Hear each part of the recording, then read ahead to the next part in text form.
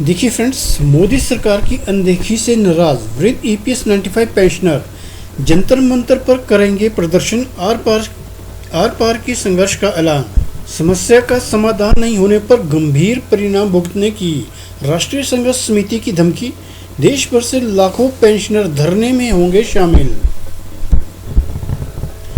वृद्ध पेंशनरों की समस्याओं की अनदेखी से नाराज होकर ईपीएस 95 राष्ट्रीय संघर्ष समिति ने 31 जुलाई को जंतर मंतर पर आर पार की लड़ाई के तहत धरना देने की घोषणा की है।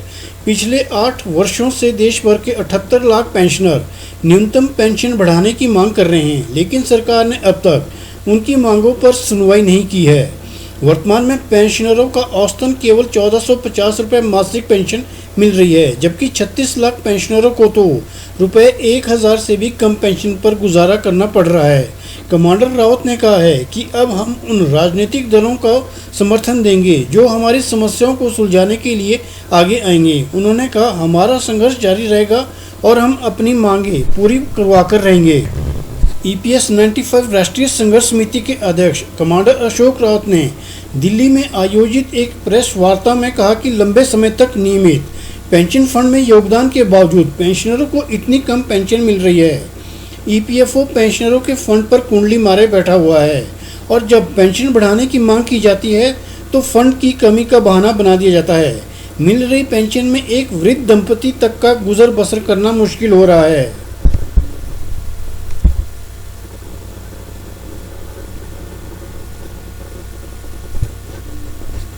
कमांडर अशोक रावत ने बताया कि प्रधानमंत्री नरेंद्र मोदी से 2 बार और वित्त मंत्री, श्रम मंत्री सहित शासन स्तर पर बातचीत के बावजूद अभी तक कोई ठोस कार्रवाई नहीं हुई है। इसके चलते पेंशनरों में निराशा बढ़ी है। उन्होंने बताया कि सभी दलों को चाहिए कि वो पेंशनरों की मांगें पूरी करने में सहयोग करें ताकि वृद्ध जन अपने जीवन के अंतिम पड़ाव में सम्मान से जी सकें।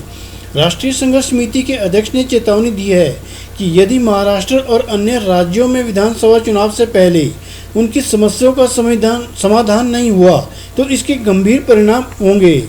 बता दें कि महाराष्ट्र में 13 लाख निवृत्त परिवारों और 1.5 करोड़ कार्यरत परिवारों का समर्थन समिति के साथ है।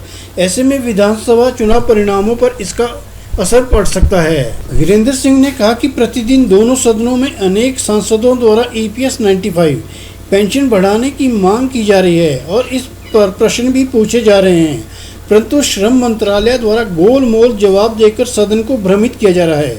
सभी दल चाहे पक्ष हो या विपक्ष, उनकी बहुत बड़ी जिम्मेदारी है कि देश के लाखों वृद्ध पेंशनरों की मानवीय आधार पर न्यूनतम पेंशन 7500 रुपये महीना, महंगाई भत्ता एवं मुफ्त चिकित्सा के साथ ही सुप्रीम कोर्ट के निर्णय के अनुसार बिना किसी भेदभाव के पेंशनरों को उच्च पेंशन का लाभ दिलवाने में सहयोग करें ताकि वृद्ध जन अपने जीवन के अंतिम पड़ाव में सम्मान सहित और कुछ वर्षों तक जी सके।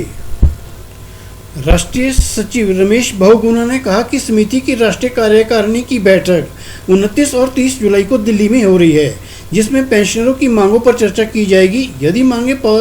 यदि मांगे पूरी नहीं हुई तो 31 जुलाई और 1 अगस्त को जंतर मंतर पर धरना दिया जाएगा, जिसमें देश भर के पेंशनर शामिल होंगे। तो देखिए फ्रेंड्स, इस न्यूज़ को कई अखबारों ने जो है वो अपनी हेडलाइंस बनाया है, लेकिन सरकार है कि उसके कान में जू तक नहीं रेंग रही है।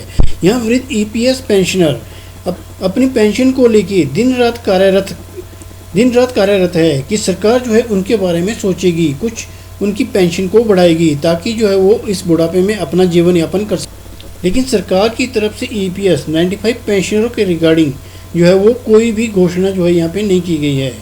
तो क्या ये जो आंदोलन रखा गया है, इस आंदोलन में आप भी शामिल होंगे? अपनी राय कमेंट में लिखना मत भूलिएगा।